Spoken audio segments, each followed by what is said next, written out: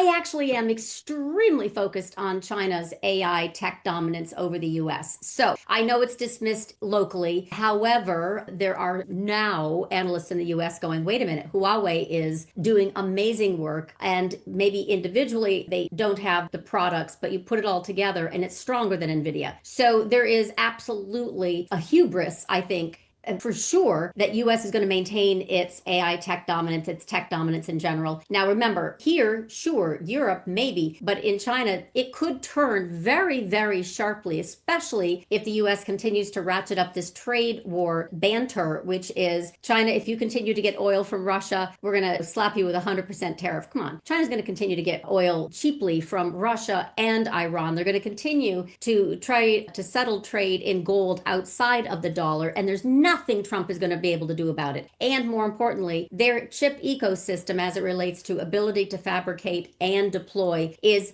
much farther along. And the ship has already sailed for the US trying to sanction and prevent this advancement in China. So I actually think the US tech AI dominance is wrestling by the graveyard as it relates to world domination. I think we can have localized domination, but China in the same way can do the same thing. They can actually turn this entire thing around post DeepSeek, where they proved they've got what it takes to compete aggressively. I think they can turn it around and say, hey, China, we're a big country. We're not going to buy any more chips from the US. And that market share will start to dwindle. It's a very important piece of NVIDIA's growth story. So I really, really think on the opposite side of this, where the risk is not being quantified by this, I'm sorry, but it is very, very entrenched, which makes it strong, but it's also hubris, where China has great advantage to take over the market share that right now US and European semi and AI ecosystem providers have been selling into. It'll hurt. So I definitely think that's a risk. But having said that, we're not there quite yet. So it's something that I don't want to take it for granted that it doesn't exist, and I definitely don't want to take for granted that Trump's going to be able to influence what he wants in the behavior through these tariffs on China, which is why he's saving, quote unquote, the best for last, meaning he can bully everybody else, but he cannot bully China. Join Samantha and Hans at the next Macro to Micro Options Power Hour, held each Wednesday at 4 p.m. Eastern Time. Registration is free. Scan this QR code or click on the link in the description.